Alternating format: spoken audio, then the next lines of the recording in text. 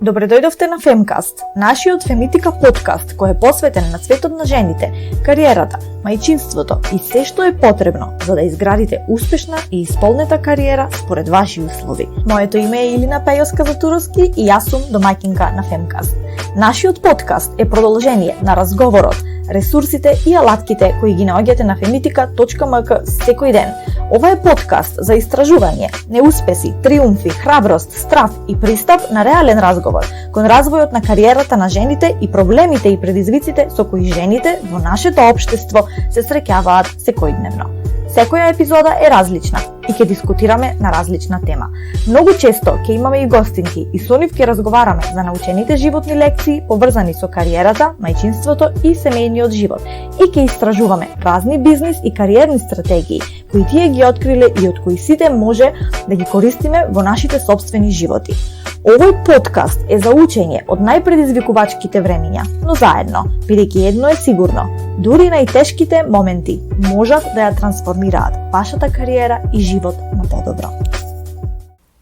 Неодамна прочитав една книга во која се зборува како желбата за совршенство да ја претвориме во храброст. Многу се пронајдов во таа книга и затоа во нашата прва епизода би сакала да зборувам токму за тоа. Дали сте знаеле дека девојките и жените општо се склони кон постојано барање на совршенство и одобрување од страна на сите од кои се чувствуваат засегнато? Предпоставувам дека во овој момент си помислувате дека нема шанси, јас не сум таква личност, но ајде да ви посочам, барем еден општ пример. Дали некогаш сте се нашле во ситуација да се чувствувате како постојано да треба да се докажувате на некого и не сте застанале со докажување и на себе си лично, се додека не сте почувствувале дека личноста од другата страна е задоволна со исходот. Небитно дали е тоа на работа или во друг аспект од вашиот живот. Ви звучи познато, нели? Потрагата по совршенството од страна на другите луѓе е и потрага по одобрување на нашите способности и нашите квалитети.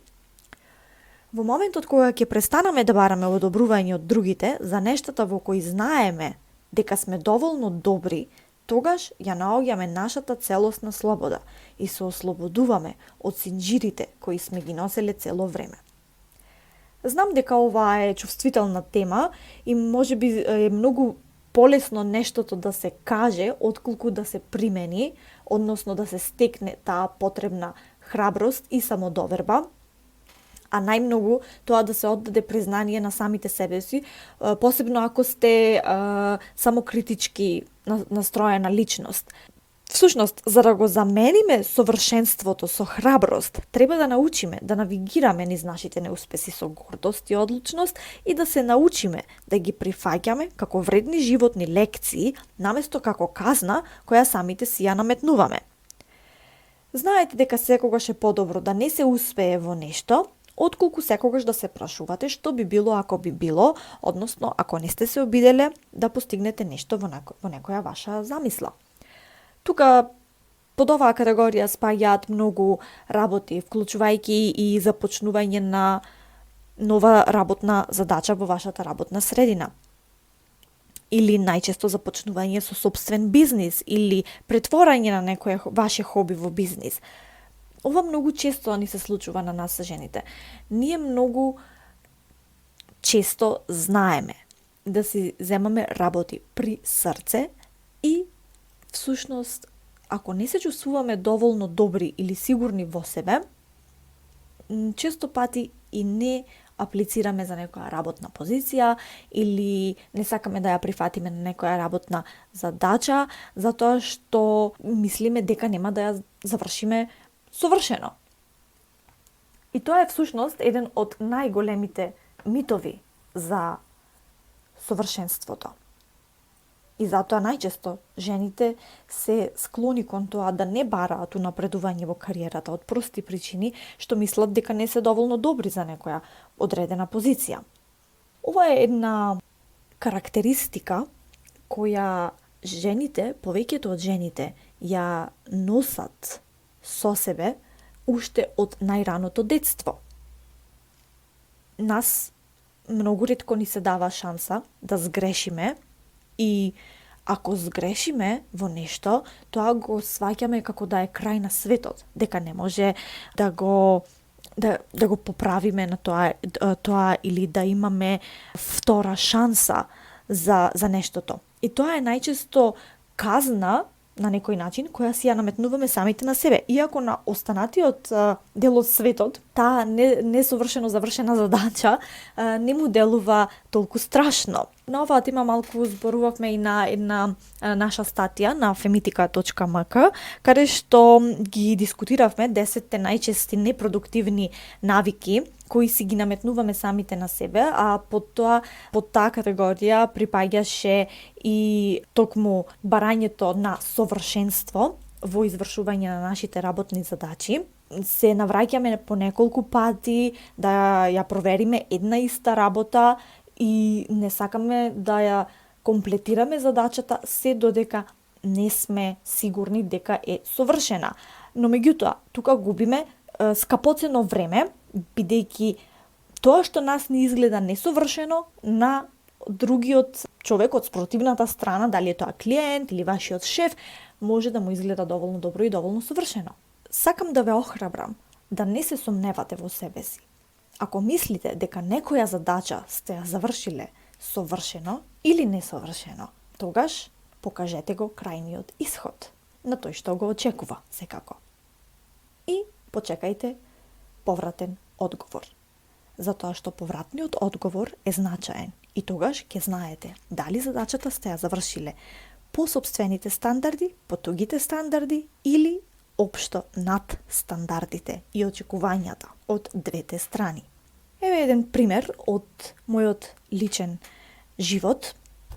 Многу одамна имав блог, уште во времето кога беа популарни блоговите, пред околу 10 години започнав некаде со блогирање. Во тоа време актуелно беше да бидеш моден блогер, така беа во подем во светот. Кај нас се уште не се прифаќаа толку лесно и едноставно модните блогери, како што во денешно време се прифаќаат модните инфлуенсери, например. Затоа што можеби такво беше општеството, многу луѓе се уште немаа пристап до интернет, не беа запознаени со тој концепт и бевме неколкумина. На почетокот дури на една рака можеби се броевме тие кои што се охрабривме да влеземе во тие води. И да, имаше многу осуди, критики, смевања, но како за релативно млада личност од 21 година, можеби 20 имав, добро ги поднесов тие удари, не само јас, туку и останатите девојки кои во тоа време се обидуваат да навлезат во тие води. И секако тоа беше прифатено со еден скептицизам од јавноста, едно осудување, како што напоменав. И не ни се даваше шанса. Па знаете, кога на некого не му се дава шанса, обесхрабрувањето е многу поголемо отколку охрабрувањето.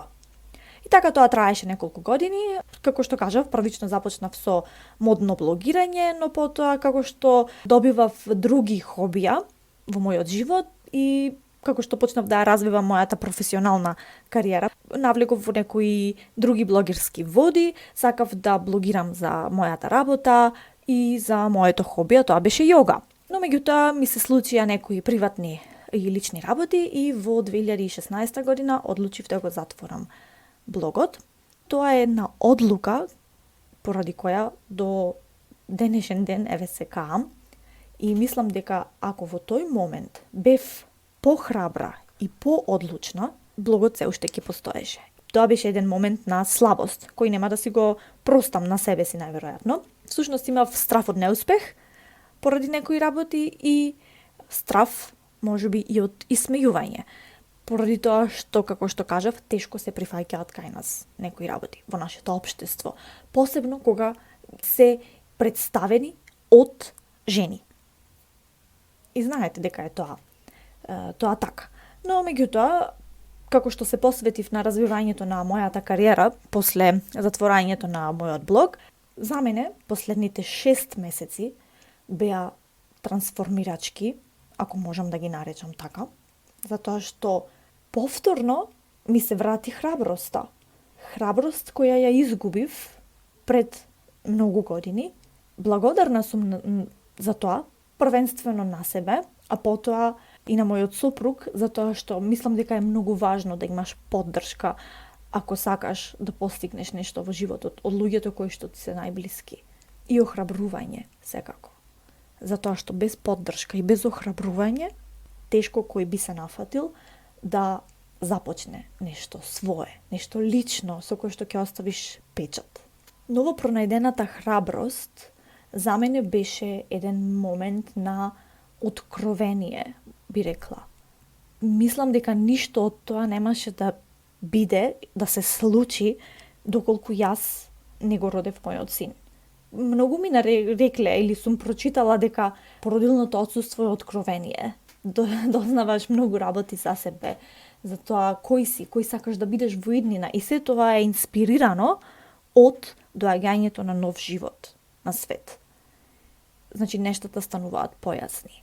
Може би е и до созревањето што значи да работиш за себе, а што значи да работиш за некој друг. И што значи да работиш на исполнување на сопствените соништа и исполнување на соништата на некој друг. Секој еден кој што се решава да направи подвиг кон унапредување на кариерата, посебно со започнување на нешто свое, таа личност работи на исполнување на своите соништа. И тоа е храбро, ако ме прашувате мене. Секоја личност која што не е среќна во кариерата која што ја има во овој момент и сака да премине во друга кариерна насока, при тоа не знаејќи ништо друго за кариерата во која што се префрла, тоа е храброст. Значи, вие сакате да направите нешто од ништо буквално. И тоа е храброст и јас ви аплаудирам за тоа. Тоа е решителност.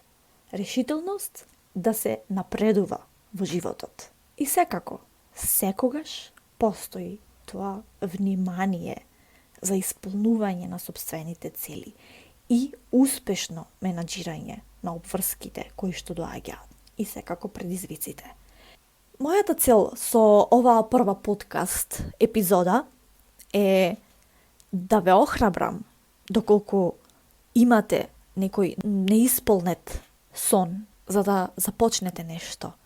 Во наредните неколку денови на Фемитика ќе објавиме и водич за започнување на собствен бизнис и колку е тоа лесно во денешно време да се исполни. Дали тоа ќе го правите преку Инстаграм или сакате да направите ваш мал e-commerce вебсайт, всушност е многу лесно.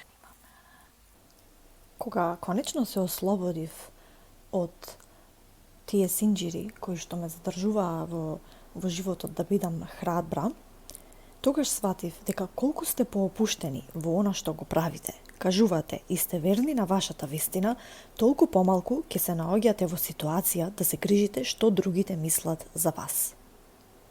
Иронијата е што еднаш штом се ослободиме од потребата секогаш да се допаднеме на некој друг, ќе се ослободиме и самите себе си, а ќе го ослободиме и патот за нашите луѓе.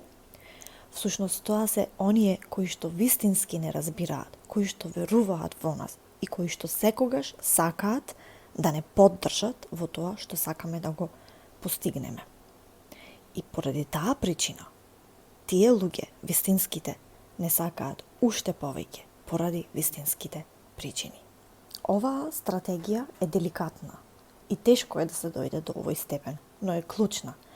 Потребно е на вистина да внимавате на она што ви го кажува интуицијата, да се прашате дали се согласувате само за да бидете љубезни и да бидете свесни кога ја давате вашата моќ за носење одлуки на некој друг. Да не ги слушаме желбите на другите, туку нашите инстинкти е важен чин на храброст. Всушност, книгата која што ја спомнав на почетокот на оваа епизода е книгата Храбри наместо совршени од Решма Саџани. Може би на некој од вас ви е познато тоа име. Решма Саџани е основачка на организацијата Girls Who Code или Девојки програмерки и е една навистина голема инспирација за мене, бидејќи јас доаѓам од индустријата за информатичка технологија.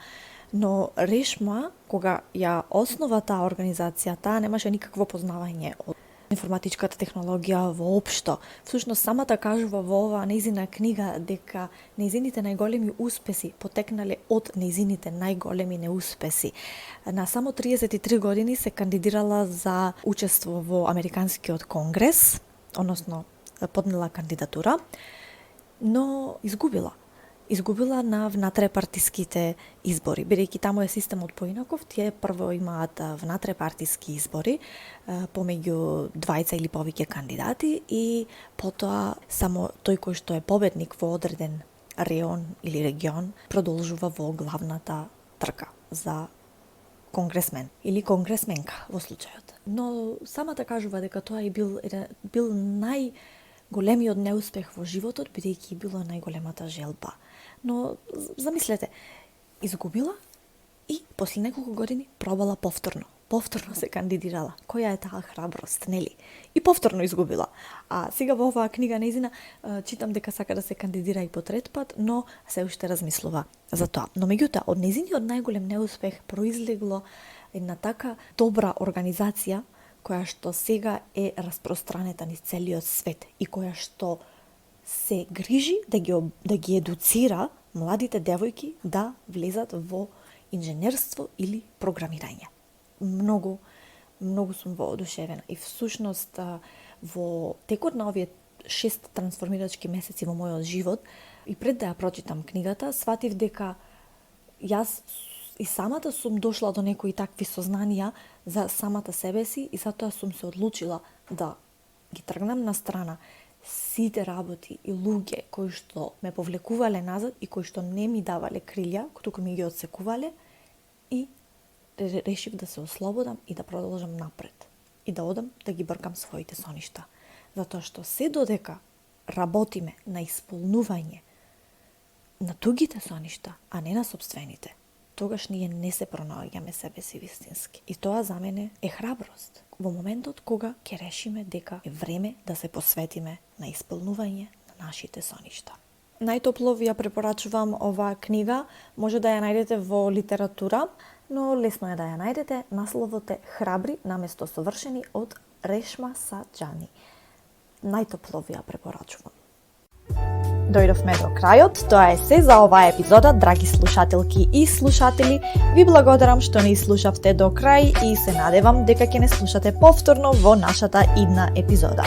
Доколку ви се допаѓа овој подкаст, ве молам кликнете на копчето subscribe за да ни дадете дополнителна поддршка или споделете го со вашите пријатели.